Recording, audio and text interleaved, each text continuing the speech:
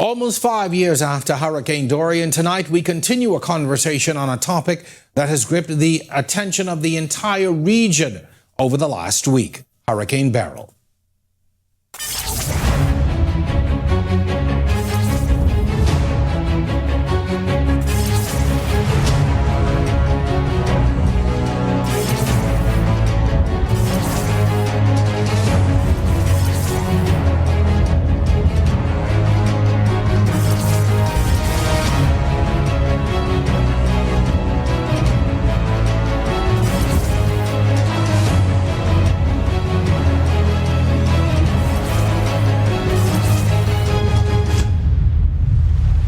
The first hurricane of the 2024 season, Hurricane Beryl has left a grim record, unleashing unprecedented destruction and leaving a trail of devastation in its path over the last few days. Tonight, we stand in solidarity with our neighbors, sharing their stories, their struggles, and of course, their resilience. So stay tuned as we get started on the other side of this break.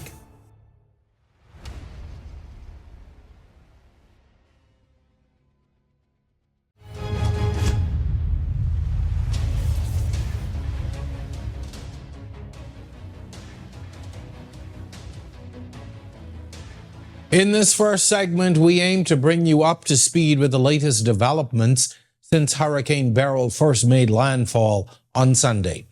Over the past few days, the storm has dominated headlines, leaving a trail of devastation across the Caribbean. We'll start by reviewing key updates and news coverage, providing a comprehensive overview of the hurricane's path and the destruction it has caused. We'll also hear from leaders from the affected nations, starting with St. Vincent and the Grenadines. In a national address published by the Agency for Public Information hours after the storm passed, Prime Minister Raul Gonzalez said the country has been devastated. Beryl strengthened to a Category 5 on Monday as it moved across the Eastern Caribbean, marking an unusually fierce and early start to the Atlantic hurricane season.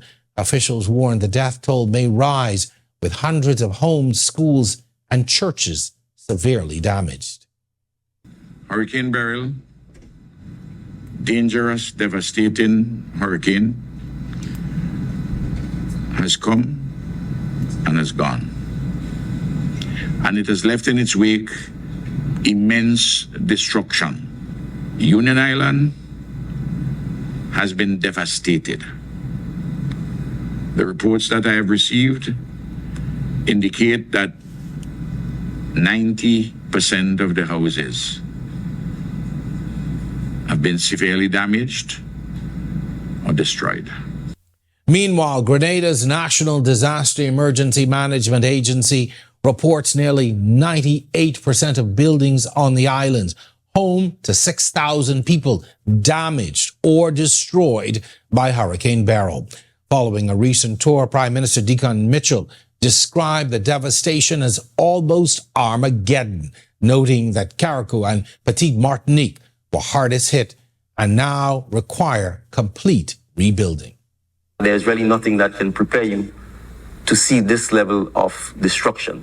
It is almost Armageddon-like, almost total damage or destruction of all buildings, whether they be public buildings, homes, or other private facilities.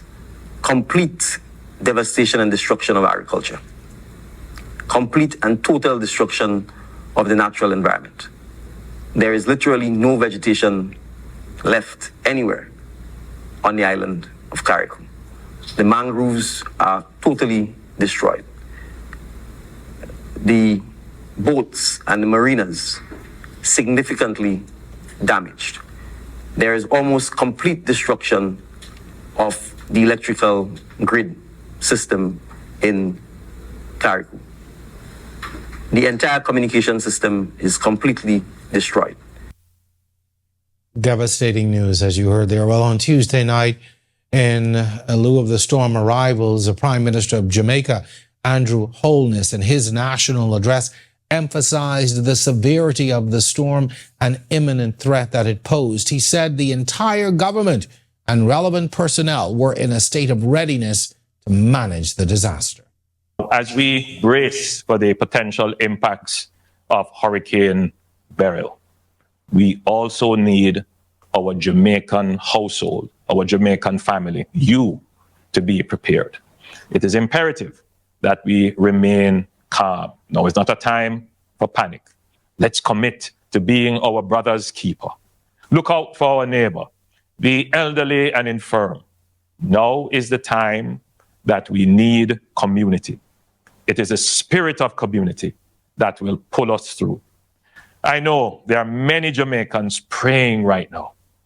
Please continue to lift up Jamaica in prayers. Well, the Prime Minister also announced a curfew that was in effect from 6 a.m. to 6 p.m., and that started Wednesday. That was to ensure the safety of all residents in Jamaica during that storm. He said police and defense forces were mobilized to maintain order and to assist with relief. His government has been proactive in integrating climate resilience in all plans, as well as building reserves for protection against these natural disasters. The security forces have developed strategic plans to counter any potential threat of looting or any other opportunistic crimes during this period. We have been through disasters in recent years, including a pandemic, and we have recovered quickly. By any measure, as a country, we are more prepared than at any time in our history to handle these shocks. Nevertheless, we know that it will bring difficult times during the impact and during the recovery. Later on in the show, we'll give you a glimpse into the recovery already underway in Jamaica. Well, on Tuesday, while Hurricane Beryl barreled toward Jamaica, there were many Bahamian students there who were unsure of what would happen. Prime Minister Philip Davis announced preliminary assistance for the countries already affected by the hurricane. Our Berthany McDermott in this report explains. Once the all-clear is given, the Bahamas will assist those Caribbean countries slammed by Hurricane Beryl, according to Prime Minister Philip Davis. The hurricane passed through the eastern Caribbean Sea Sunday evening, making landfall in Barbados, Grenada, St. Vincent, and the Grenadines. Davis says he's contacted the leaders of those countries. We have mobilized some of our people here, along with SEDEMA, to be able to provide assistance whenever the all-clear is given. And when we hear from them, we are in contact with them. I've spoken to the prime ministers, both of Barbados, Jamaica, and St. Vincent, and we're just waiting to get further updates from them. St. Vincent and the Grenadines reported one person died, while Grenada reported 2 deaths. The prime ministers of both countries say they suspect all numbers will rise as the scope of devastation is revealed. The storm, now being categorized as potentially catastrophic, is packing maximum sustained winds of about 160 miles per hour and is headed for Jamaica. Davis says officials there are concerned. Speaking to the Jamaica Prime Minister this morning, they are worried about the intensity of the storm. It's Category 5. By the time it reaches them, there's a prognosis that they may go down to Category 4, but just hoping, keeping our fingers crossed for them and keeping them all in our prayers. Now again, with Hurricane Beryl headed for Jamaica, a Bahamas Air jet has been sent to Jamaica to bring all Bahamian students home. Reporting for our news, I'm Berthany McDermott. All right. Well, by Tuesday afternoon, the Ministry of Foreign Affairs had coordinated the effort to evacuate those students in Jamaica who wish to return home. You saw Berthany refer to them in his report. Well, we spoke with the grateful evacuees moments after they disembarked from that Bahamas Air jet on Tuesday evening. It means everything. The process was a bit much. It was a lot because we didn't really know what was happening at the moment. And the storm was changing, like everything was changing really quickly. So it was just quick movements. Hey, we have a plane coming for y'all. Everybody has to get their stuff out quickly. So we had to hurry up pack. That's Jolise Johnson describing how grateful she was to be among the 35 people evacuated from Jamaica ahead of Beryl making landfall. The chartered flight landed at the Linpinling International Airport just before 9 last night. Included in the 35-member group were 33 Bahamians and 2 Caribbean nationals, one from Anguilla and the other from the Turks and Caicos. They were all greeted by family and friends. Tuesday's evacuation came after Beryl continued to gain strength as it headed towards Jamaica. Evacuees like Renee Clark were thankful. I feel a lot better, feel a lot relieved because on my hall a lot of people had vacated, so it would have only been the regional and international students. So I'm pretty ecstatic and relieved that, and grateful, of course, that we got to come back. Foreign Affairs Minister Fred Mitchell, Education Minister Glenys Hannah Martin, and Labour Minister Pierre Glover Rule were among those welcoming the group back. We've been working hard all day to ensure that we responded to the call of the students that wanted to come home.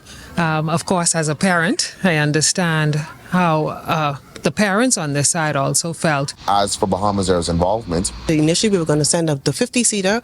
We decided to send a jet, and so anyone who wanted to come was allowed to come. And you would note that we also brought home 2 students from who are from Anguilla and from Turks and Caicos because we did not want to leave them stranded in Jamaica. All right. When we come back, we're going to talk to a Bahamian in neighboring Barbados, as well as check with a contact in Jamaica post this storm. This is On the Record. We'll be back right after.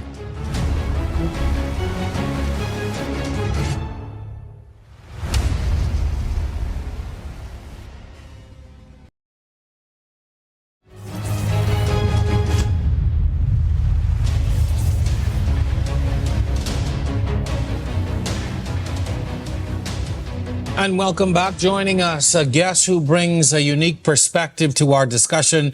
We have Alexandria Adderley. She's a Bahamian student currently studying in Barbados who will share with us the security measures taken by students and residents in preparation for the hurricane season ahead. I've already gone through Beryl. We're happy to have her to provide that insight as well. Welcome to the show, Alexandria. Let's first of all, the most obvious question, how are you doing? I am doing much better than I was a few days ago. All right. So tell us a little bit about the experience there in Barbados. We know that you all were on high alert, expecting a direct hit at one point, but certainly you did not get the intensity as initially expected. So how was your experience?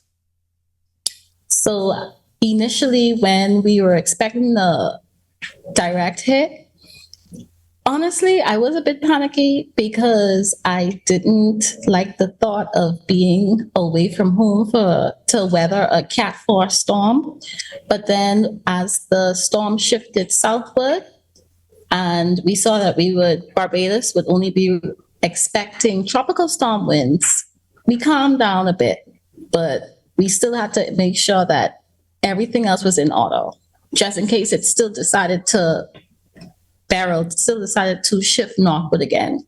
All right. And give us just a glimpse into what kind of effects you all experienced, what damage you had. I know there was not a lot, but still some damage to report. So give us an idea, or give us an assessment, I should say. Okay. So as a student, we didn't experience much damage because we're living more inland and on a higher elevation. But the island as a whole, the southern part of the island experienced most of the damage, and that's also where most of the fishermen dock their boats. So the fishing industry here is, I wouldn't say obliterated, but they took a big hit. So help us to understand what that means for an island like Barbados. You mentioned that that's where the majority of the fishermen are located. So what does a disruption in that industry mean for that country? So for sure, you're looking at all the tourist spots. That's mostly in the south. The fishing spots are also in the south. So the food security, the tourism, all of that will be affected. Interesting. Now, tell us just about what were the preparations like on the island. I mean, I hate to say it, but if a storm is coming for me, the safest place I don't ever want to be is at home. But you're in another country, you're a student there. What was the experience like for you getting ready, as you said, when you could see this big storm heading to Barbados? So first things first, we had to decide, well, not decide, but figure out where our nearest hurricane shelters are located with respect to where we live. And also we had to get in contact with our families back home. We had to exchange emergency contacts with students here to make sure no one was left alone. As far as it concerns anything else, well, food, the grocery stores were full. Not only was it just in preparation for hurricane season, it was also the end of the month. So most local people were doing their monthly shopping. And then the only difference between here and home is usually during a storm, stores would stay open. But here, the stores still operated business as usual because they don't get much storms here. I was about to say, I think we are so much more experienced with hurricanes than Barbados. And so compare the two. You mentioned stores, they are staying open throughout while we will, of course, close at a particular point. But were there any other things that you noticed that was different in your experience home versus there? So first of all, when it comes to hurricanes at home, everyone is taking their precautions like seriously. I've seen most Bahamians go crazy when the closer the storm comes. But here, the closer the storm came, like everyone was lax. I didn't see much shutters. That was a big culture shock for me because I know that if a storm is approaching in Nassau, we would start putting up wood on our windows and covering our windows and stuff. They didn't do much of that at all. It was pretty calm here. Mm-hmm. Was that unsettling for you though, seeing how few preparations were being done? Honestly, yes, it was. I was like, do these people not know a cat storm is coming? Like, it was very unsettling for me. All right. Now, you're studying meteorology, correct? I am. All right. So let's talk a little bit of meteorology now. Here we are in July. A major Cat 4 hurricane is barreling through the Caribbean. This is generally something that we see towards the end of the season when we're talking about August, definitely September, maybe even October. But really, the first, storm out of the gate almost, when you talk about Beryl, comes with such force. What does that say really about the climactic conditions we find ourselves in right now? For sure, sea surface temperatures play a major role in how intense these storms are going to develop in the future. The warmer the waters, the more fuel for storm development. And it's going to get hard because the sea surface temperatures we see in now are what we usually see in August, late August, early September. But if it's that warm now, then the storms are going to form. So, again, putting it into context, and I think you just hit it right on the head. Normally, the waters are warmer later on in the summer, but they warmed up a lot earlier. I mean, during winter, we had warm weather, warm waters. Yep, we did. And the warmer they get, the more intense the storms. And, to those out there who still don't believe that climate change is a real thing, again, another bit of evidence pointing to how, the conditions around us are changing and are becoming ripe for these disasters. Yeah. What you need, the conditions you need include low wind shear, warm sea temperatures, and during this time you usually have low wind shear, but the sea surface temperatures are going to be the ones fueling all of these super intense, super monstrous storms. All right. Now, we still have some time to go in the hurricane season. Normally, this is the kind of discussion we're having towards the end, but we're still at the beginning. Any emergency procedures in place should, a situation like this arise again? for Barbados? Any emergency procedures in place for students like yourself, or have they discussed countrywide what will happen? So Barbados itself is pretty set for evacuations and whatnot. But as far as Bahamian students go, we all have agreed that should our government call us back home, we will simply leave. The institute itself, like I said, I'm a budding neurologist.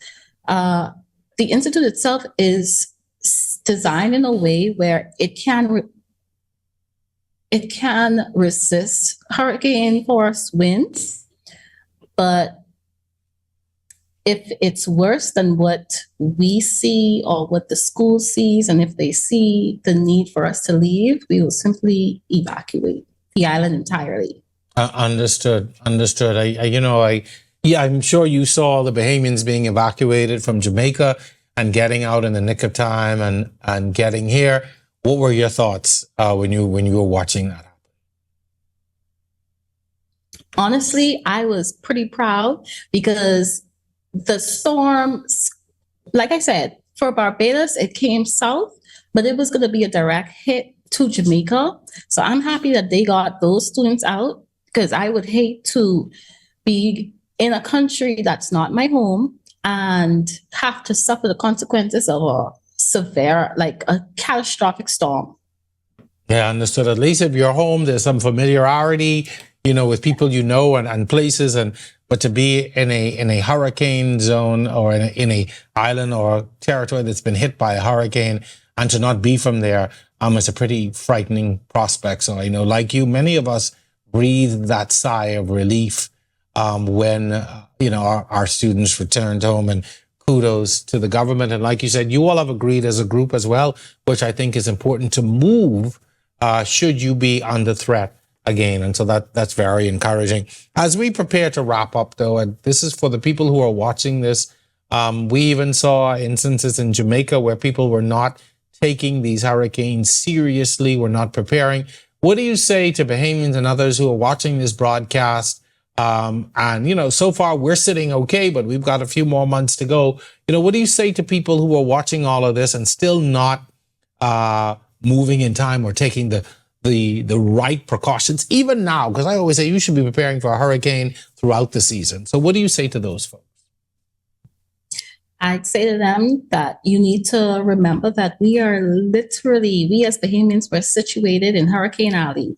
Even if the hurricane isn't going to affect you directly, it's better to be prepared than dead. At the very least, I'm sorry to say it like that. That's a good way to put it. That's a good way to better be prepared than dead. I got you. That's something that should stick with all of us. Listen, thank you so much, Alexandria. Continue to do well. We wish you all the best in your studies. When you're studying meteorology, that's important. We're going to need that. We can need you. Make sure you come home, yeah? Don't stay. Don't go nowhere else. We need you to come home when you're done. All right? Thank you so much for joining us here on The Record, and continue to be safe.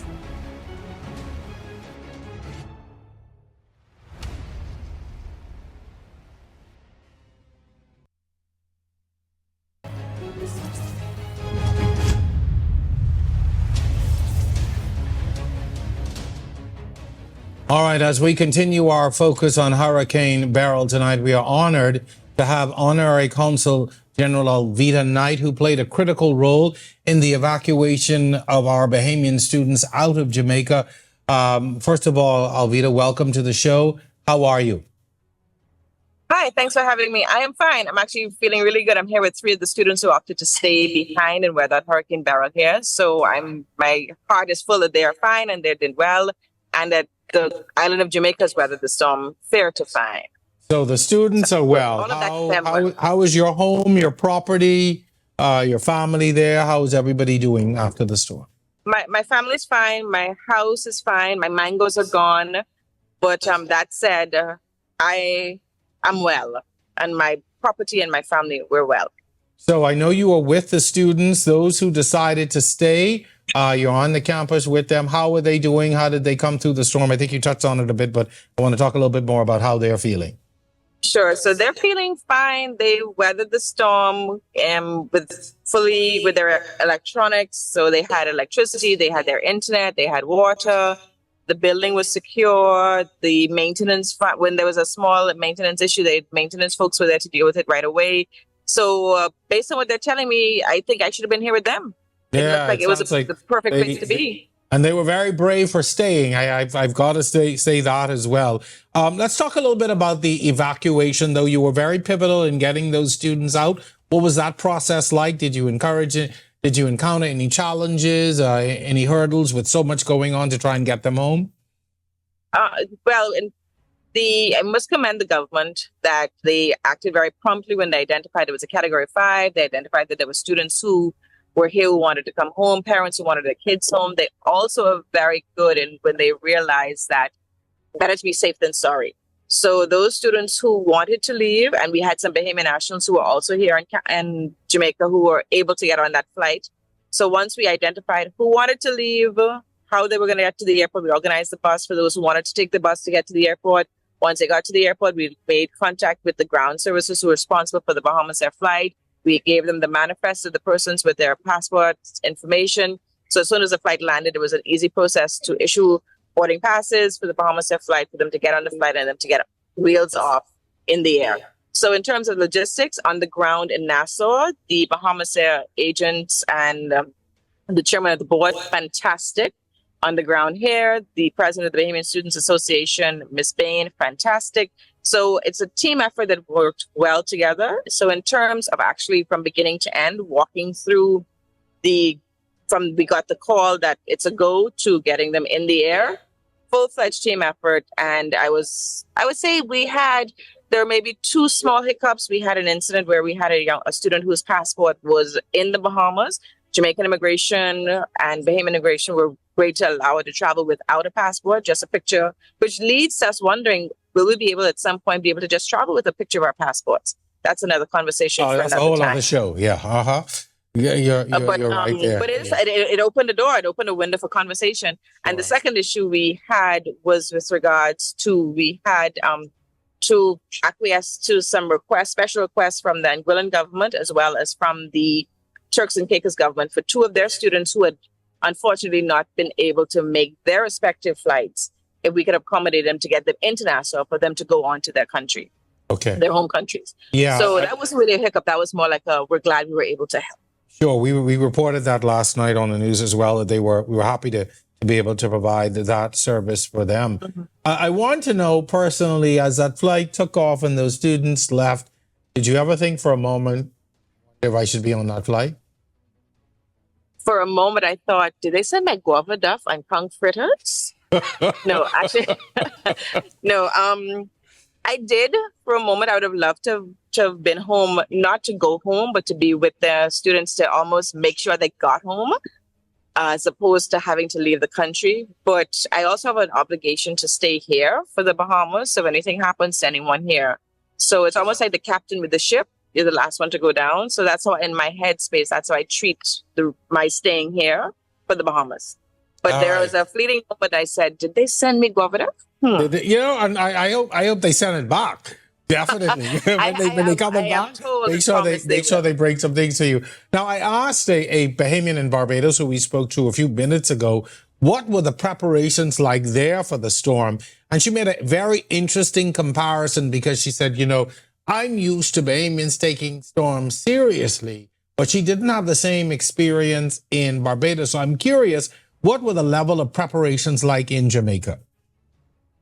Mixed. So you had those Jamaicans who had experienced the storm is coming, the crying wolf scenario. And we're like, you know what, we're going to do what we have to do, but not do what we should do. And then you had those Jamaicans who took it very seriously. So the shelves were emptied of water, some basic food requirements. So you had a mix. But across the board, once the Prime Minister put his foot down and said, we're going to have a curfew from 6 a.m. to 6 p.m., everybody pretty much adhered to the curfew. And when he indicated that even after the curfew, to please adhere to common sense and safety requirements, don't go out and just be frivolous on the street, they adhered to that as well. So I would say that in terms of preparation, there was a mix, but more on the side of caution. I would say about 80% of the Jamaicans took this very seriously, and 20% was still like, is it really going to come? And with that mentality addressed it. With that mentality, that's how they addressed their preparations. All right, interesting there. What are the infrastructural, is there a lot of infrastructural damage at this point? We're obviously talking to you, so there is connectivity, phones are up, but what about power, water? Have there been reports of a lot of?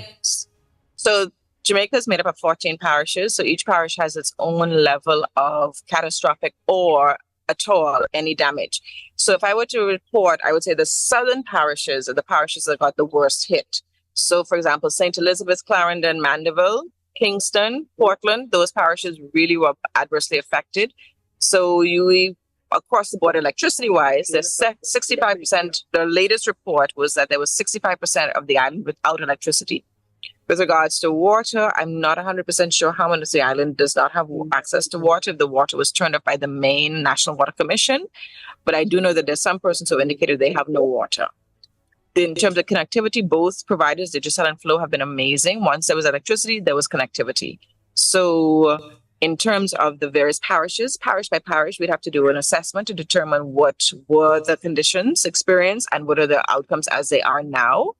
In relation to the actual utilities, electricity, water, internet, and what those are, again, parish dependent. But in Kingston, where the University is of the West Indies, we are okay.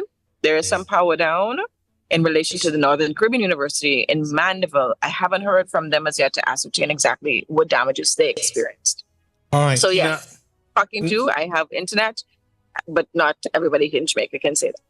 Sure. And I think after a storm, we could live without electricity for a while. We could live without water for a minute, but everybody wants that connectivity. And to be able to have this conversation with you, kudos to the providers on the island for being able to do that. Any reports of any deaths or any serious injuries at this point as well? Up to 8 o'clock last night, there were 2 deaths reported. A lady, I'm not quite sure the details surrounding that particular death, and a young man. He was outside playing. The news report says he was playing soccer with his friends, football, they call it in Jamaica. And the ball went into the gully and he went after the ball and was swept out to the gullies leading to the sea. So they are searching for his body. I haven't heard if they've recovered it as yet. But as it stands now, they're just two unfortunate incidences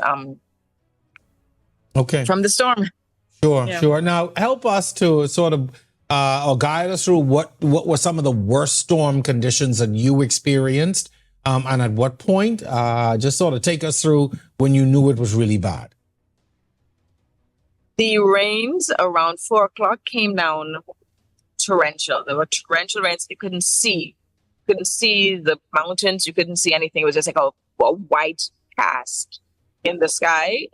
And the rain was just horrible. So I felt for sure that the saturation would get to the point where there would be definite mudslides. I'm not in a mudslide area personally, but I do know the areas around me that may have been affected by mudslide. The Jacksonville area, I'm not sure. I haven't heard anything. But there was that particular point around 4 o'clock. And then this morning, in the evening, like around 10, when the thunderstorm, and I thought Beryl had passed. And then all of a sudden there was this thunderstorm for about 45 minutes. That was very intense. Again, that's in Kingston. And on occasion, I would have a couple gusts of wind that were really hurricane force feeling.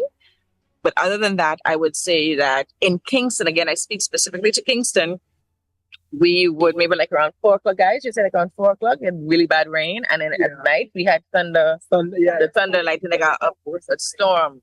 And nothing's worse than a night storm. So even if there's 2 little bits of water, it feels like it's horrible. Yeah. Nighttime, going to a hurricane at night, I think is probably the worst period. Not that there's any good time to go through, but if I had to choose, I definitely want to go through during the day. So regionally, how, when I ask you, how important is that regional solidarity right now in dealing with this? While Jamaica is just coming through, you have other countries like Grenada that's been hard hit as well. The complete devastation in many parts of that country. So how important is that regional solidarity right now? we're all in the same boat when it comes to climate change, and now more than ever, we as a region need to appreciate the effect of climate change on us together. We see that with the hurricane. This is an early hurricane in the season. This is a big hurricane early in the season. So we have to find a way to wrap our minds around how we will deal with the impact of hurricanes, not just on our geography and not just on our actual infrastructure, but on our ability to sustain and survive financially. So I think we, as a union, as a country, and I speak merely as a Consul General, Honorary Consul, but in terms of the bigger picture, the Prime Minister's getting together, they have to look at that. What I do love, and I've always appreciated, when anything happens to one, we all rally up to support. So the Bahamas has sent stuff to Grenada and St. Vincent. I'm sure the Prime Minister has spoken with the Prime Minister here in Jamaica, and they're going to be having a conversation of how we can assist going forward. Cayman is, as we speak, about to incur the entire wrath of Beryl, so I know we're going to be helping them out. And then based on the trajectory, it should go on to Belize. So when we look at the region as a whole, we are always in it together during the hurricane season, and we're always for all and all for one. And once the season has passed, we need to continue that relationship because we are affected financially by when a storm hits. It affects each of us the same financially. All right. As we were wrapping up that interview, we lost connectivity with Consul General Alveta Knight there. But, when you're dealing with a storm, in the aftermath of a storm, your telecommunications sometimes will fail. But we are grateful that we had the opportunity to speak with her. We are grateful and thankful that the Bahamians who remained are doing well, and that she is in contact with them. And so we are very happy that they would have survived, come through that storm unscathed. Of course, we continue to pray for our colleagues, our neighbors around the region in these hardest hit areas who are still reeling from this storm. I want to encourage the audience in the days and weeks that are about to follow, there will be appeals for help. These countries need our help. I need not remind you that 5 years ago, when Dorian left us devastated, our regional colleagues were some of the first to answer the call for help. They sent troops, they sent supplies, they sent help. Their leaders even came to assess. So we must not forget so quickly how we relied on the rest of the Caribbean to support us 5 years ago in that very difficult time for Dorian. So whatever you can do to help when those pleas for help come out, I encourage you to dig deep and to help our neighbors. And be reminded, we've only just begun this season and this cycle. We have a lot more to go in this hurricane season. And so just a few things I want you to hold on to as we prepare to wrap up. So again, we've got a lot more to go this hurricane season, and we certainly will be keeping an eye.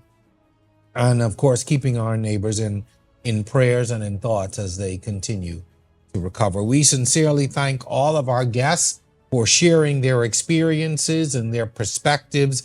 It's been crucial to helping us to understand the profound impact of Hurricane Beryl and the challenges ahead.